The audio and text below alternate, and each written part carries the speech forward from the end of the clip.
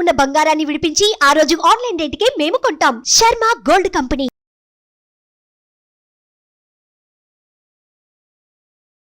నమస్తే, welcome to Suman TV. నేను మీ యామ్ని. ప్రస్తుతం మనతో ఉన్నారు ప్రముఖ ఆధ్యాత్మికవేత్త, ప్రముఖ జ్యోతిష వాస్తు పండితులు సుభాష్ శర్మ గారు ఉన్నారు. గురుగారితో మాట్లాడి మనకున్న సందేహాన్ని అడిగి తెలుసుకుందాం.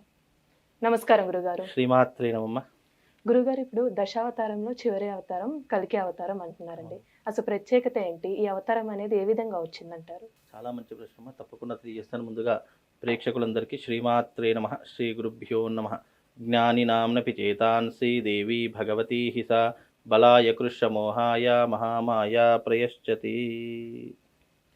మనకు కలియుగం అనేటటువంటిది అనేక అనర్థాలకు దారి తీసేటటువంటి యుగంగా పేరు కాంచినటువంటి కలియుగం.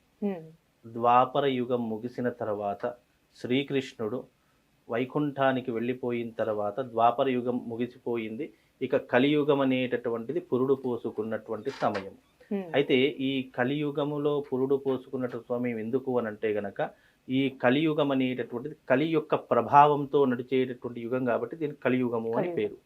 అయితే ఈ కలిపురుషుడు అనేటటువంటి వాడు ఎలా ఉంటాడు అంటే, తన పుట్టుకే చాలా విచిత్రంగా పుట్టినటువంటి జన్మ అతనిది, కలిపురుషుడి యొక్క జన్మ.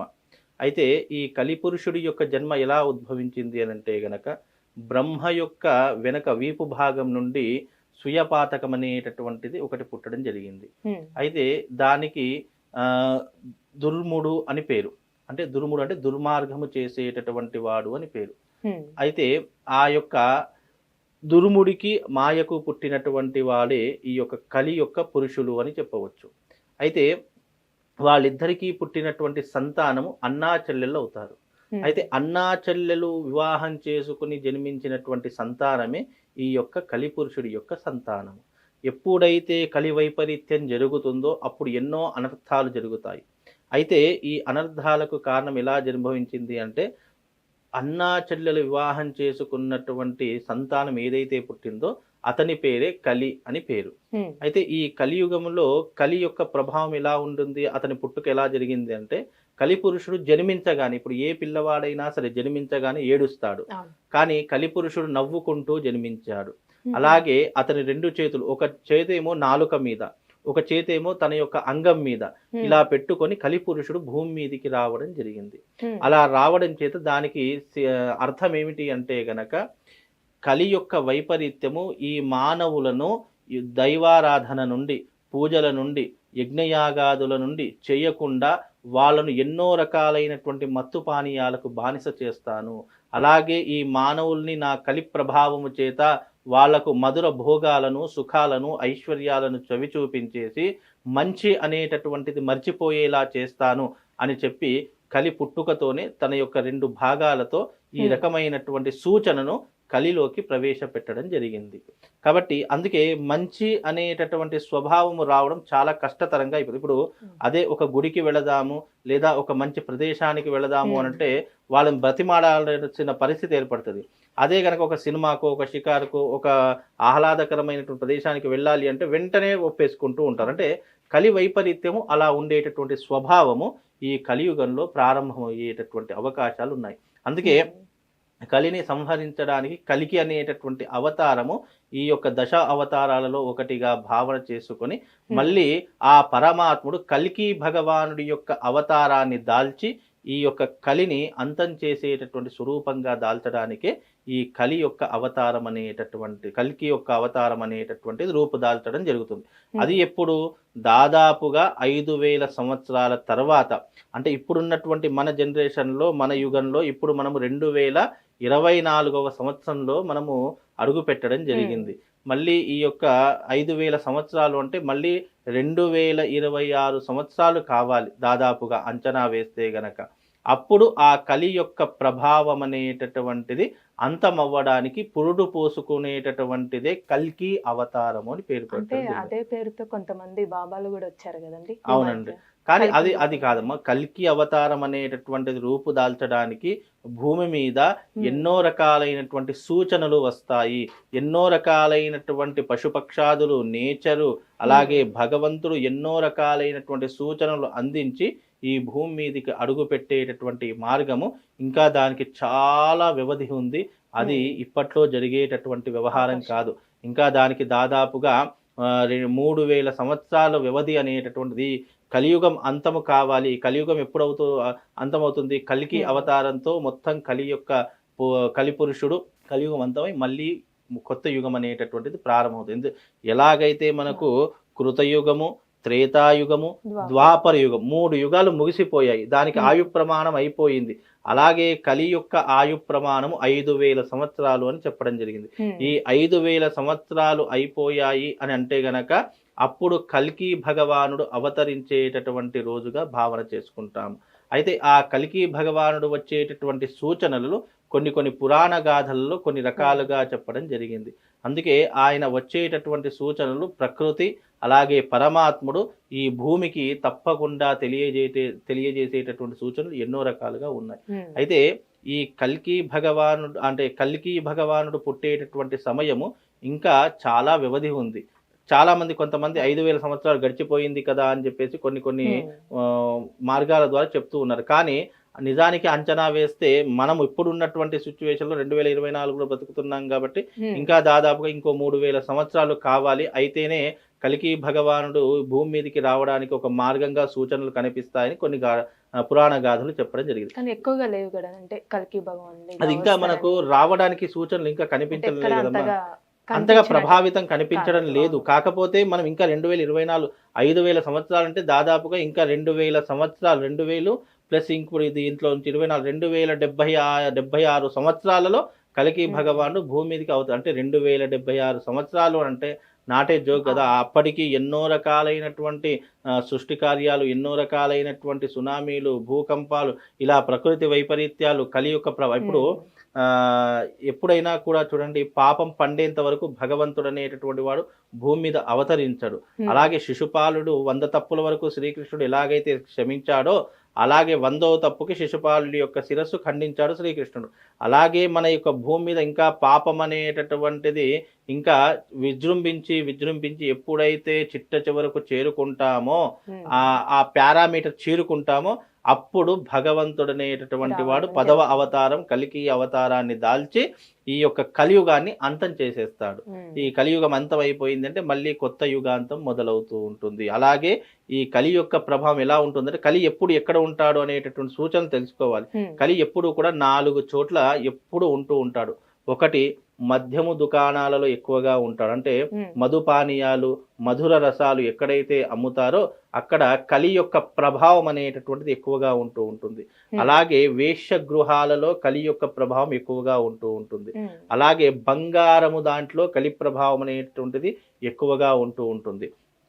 అలాగే ఆశ, కామము, మోహము ఏ వ్యక్తిలోనైతే ఉంటుందో ఆ వ్యక్తిలో కలి ప్రభావం అనేటటువంటిది ఎప్పుడూ కూడా ఉంటూ ఉంటుంది. అలాగే కలి యొక్క ప్రభావము ముఖ్యంగా చెప్పాలి అని అంటే గనక డబ్బులో ఎక్కువగా ఉంటూ ఉంటుంది, ధనములో ఎక్కువగా ఉంటుంది. అందుకే ఎప్పుడైనా కూడా చూడండి, పెద్ద యుద్ధాలు కానీ ఇంట్లో కానీ ఎక్కడైనా సరే ఒక వ్యక్తి మధ్య గొడవలు రావాలన్నా, శత్రుత్వం పెరగాలన్నా ఒక స్త్రీ వల్ల పెరుగుతాయి, ఒక బంగారం వల్ల పెరుగుతాయి, ఒక డబ్బు వల్ల పెరుగుతాయి, మద్యం పానీయం వల్ల పెరిగేటటువంటి లక్షణాలు ఎక్కువగా ఉంటాయి. అంటే అలాగే మందు తాగేటటువంటి వ్యక్తి వల్ల ఇంట్లో ఎప్పుడూ చికాకులు, ఇబ్బందులు ఉంటూ ఉంటాయి. మొత్తం నెగిటివ్ అంటే కలి యొక్క ప్రభావమే అలా ఉంటుందమ్మా. అంటే అంతమవడానికి ఇంకా చాలా సమయం, దాదాపు 2074 సంవత్సరాల వరకు ఈ యొక్క కలియుగం అనేటటువంటిది ఇంకా జనరేట్ అవుతూనే ఉంటుంది, ఇంకా సంతానం అవుతూనే ఉంటుంది. మనమంతా కూడా కలిపురుషులం.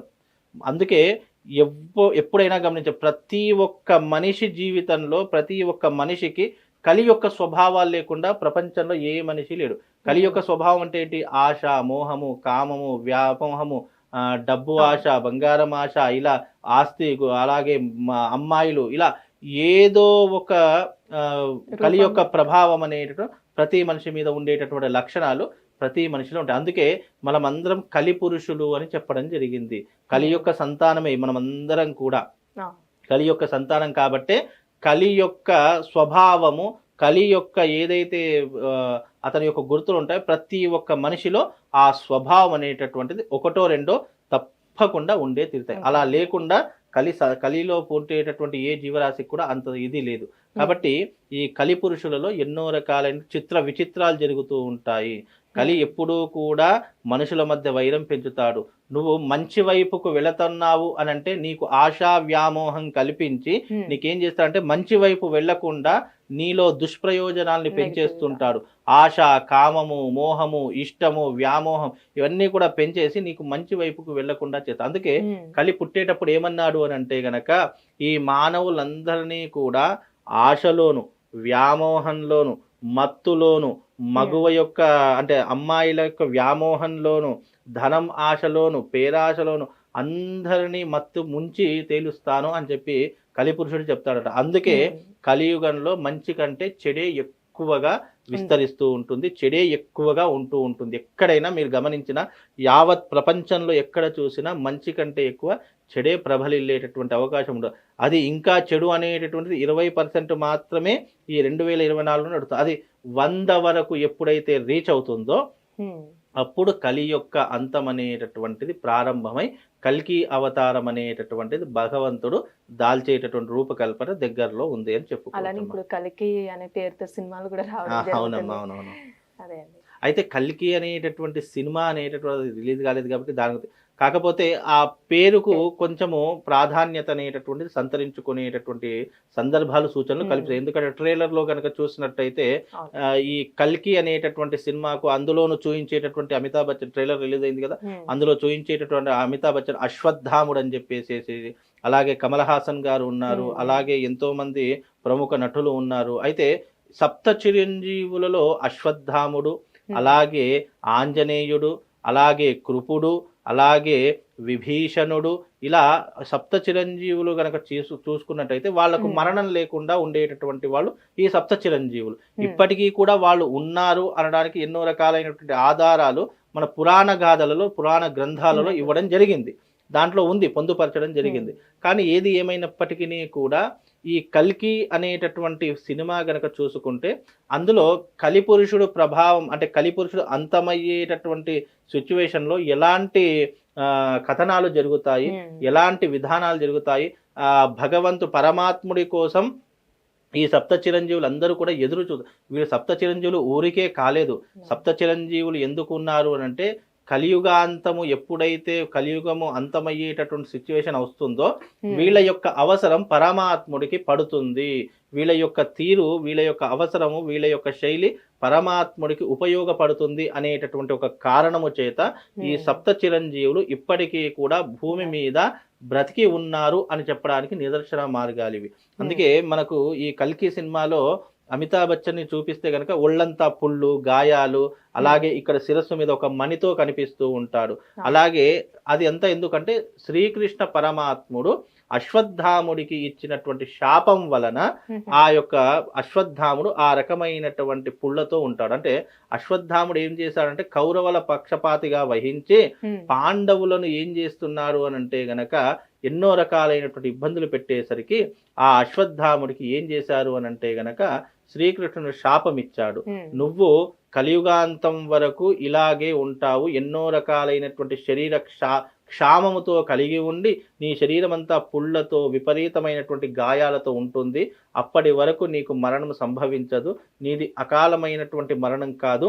నేను ఎప్పుడైతే కలియుగంలో కలికి అవతారం దాల్చి నేను ఉంటానో అప్పుడు నీ యొక్క అవతారం సమాప్తం అవుతుంది అని చెప్పేసి చెప్పడం జరిగింది. అందుకే ఇప్పటికీ అశ్వత్థాముడు కానివ్వండి, ఆంజనేయ స్వామి కానివ్వండి, విభీషణుడు కానివ్వండి, కృపాచార్యుడు కానివ్వండి, బలి కానివ్వండి, అలాగే వ్యాసుడు కానివ్వండి, వీళ్ళందరూ కూడా ఇప్పటికీ కూడా బ్రతికి ఉన్నారు అనేటటువంటి సూచనలు పురాణగాథగా ఇవ్వడం జరిగింది. వీళ్ళ యొక్క ఆధారము కథాకారణం చేతనే ఇప్పుడు ఉన్నటువంటి డైరెక్టర్ గారు ఎవరైతే ఉన్నారో వాళ్ళు ఈ సినిమాని ఆధారంగా రూపకల్పన చేయడం జరిగింది. అది చూస్తే కనుక ఆ ట్రైలర్ అంతా రోబోటిక్ గాను, అలాగే ఎంతో యాక్షన్ మూవీ గాను ఉండడం జరిగింది. కానీ ఇక్కడ ఆయన ఊహించి అంటే కొన్ని కథల ఆధారంగా తీసుకున్నటువంటి అంశమే తప్ప ఆ కల్కి సినిమాకు ఈ కల్కి అవతారానికి చాలా డిఫరెన్స్ ఉంటుంది. అది ఒక సినిమాటిక్గా చూడాలి, ఒక సినిమా పరంగానే చూడాలి, కానీ దానికి పురాణానికి ఎప్పుడు కూడా పొత్తు పెట్టకూడదు. ఎందుకంటే కల్కి అనేటటువంటి మూవీ ఒక రకంగా అయితే, కాకపోతే కథనం కథా పాత్రలు అనేటటువంటివి కొన్ని పురాణాల ఆధారంగా తీసుకున్నాడని చెప్పేసి ఆయనే చెప్పడం జరిగింది. ఆయన పేరు ఏందో ఉంది కదా, డైరెక్టర్ పేరు, ఆయన గారు నాగశ్విన్ గారు ఏంటంటే ఈ కల్కి అంటే కలి ప్రభావం అంతమైపోయిన తర్వాత ఎలా ఉండబోతుంది, ఈ కలి యొక్క ప్రభావము, ఆ భగవంతుడు పరమాత్ముడు ఏ రూపకంగా ఉంటాడు, ఆ పరమేశ్వరుడు శ్రీకృష్ణుడికి అలాగే ఈ యొక్క సప్త చిరంజీవులకి ఎలాంటి వరములు ఇచ్చాడు అనేటటువంటి ఎన్నో రకాలైన పురాణ గాథలు శ్రీమద్ భాగవతంలో చెప్పడం జరిగింది, మార్కండేయ పురాణంలో చెప్పడం జరిగింది. ఎన్నో రకాలైనటువంటి ఈ యొక్క విభాగాలు అనేటటువంటివి, కలికి యొక్క అవతారం అనేటటువంటిది కలిపురుషుడు ఎప్పుడైతే విపరీతంగా ప్రబలిల్లుతాడో, ఎప్పుడైతే ఇప్పటికీ మనకు ఈ 2024 అయినా సరే అన్నా చెల్లెళ్ళు అని చెప్పేసి, అలాగే అమ్మా నాన్న అని చెప్పేసి కొన్ని బంధుత్వాలు ఉన్నాయి. ఆ బంధుత్వాలను కూడా మర్చిపోయి కామ పీడితులై, కోరిక పీడితులై ఎప్పుడైతే ప్రజలందరూ విస్మరించేసి, ఎప్పుడైతే తాను అని తారతమ్యం లేకుండా ఎప్పుడైతే బ్రతుకుతారో అప్పుడు కలియుగ అంతం అనేటటువంటిది పూర్తిగా అంతమైపోతూ ఉంటుంది. అలాగే ఇప్పుడు మనం ఈ హైట్ లో ఉన్నాం కదా, కలియుగం ఎలాగైతే ముందుకు వెళ్ళిపోతుందో అప్పుడు మనుషులందరూ కూడా మరగుజ్జులుగా ఉంటారు. ఇంత హైట్ కూడా ఉండదు, మరగుజ్జులుగా పుడుతూ ఉంటారు. కలియుగం అంతమయ్యేసరికి ఎలా ఉంటుందంటే మానవ జీవితం అంతా కూడా అల్లకల్లోలం అయిపోతూ ఉంటుంది. మనుషులకు తాను అనే భేదము, తమ అనే భేదము, కుటుంబంలో ఈ రిలేషన్షిప్స్ అనేటటువంటి భేదాలన్నీ మర్చిపోతారు. రాబోయేటటువంటి కలియుగంలో అన్నా చెల్లెళ్ళు పెళ్లి చేసుకుంటారు, మగవాడు పెళ్లి చేసుకుంటారు, స్త్రీలు పెళ్లి చేసుకుంటారు. అలాగే ఈ యొక్క సాంసారికమైనటువంటి జీవితంలో ఒకే తల్లి గర్భంలో పుట్టినటువంటి ఇద్దరు అన్నా చెల్లెళ్ళు, అక్కా చెల్లెళ్ళు, ఇలా ఎంతో మంది ఒకే ఇంటికి పెళ్లి చేసుకునేటటువంటి దౌర్భాగ్య స్థితి ఏర్పడినప్పుడు ఈ కలియుగం అనేటటువంటి అంతమవ్వడం ప్రారంభమయ్యేటటువంటి దశ ఏర్పడుతుంది. అప్పుడు కలికి భగవానుడు అవతరించేటటువంటి సూచనలు అప్పుడు కనిపిస్తాయి. ఎందుకంటే ఇప్పుడు కనిపించవు, అవి వినిపించవు, మనకు దానితో ఇప్పటికి ఇలాంటి సంబంధం అయితే కనిపించడం లేదు. కాబట్టి కలికి సినిమా వేరే, ఈ కలికి భగవానుడు అవతరించేటటువంటి రూపము వేరేనమ్మా. చాలా చక్కగా తెలియజేశారు గురుగారు, ధన్యవాదాలండి మీకు. సుమన్ టీవీలో మీ పర్సనల్ అండ్ బిజినెస్ ప్రమోషన్స్ కోసం కింది నెంబర్కి కాంటాక్ట్ చేయండి.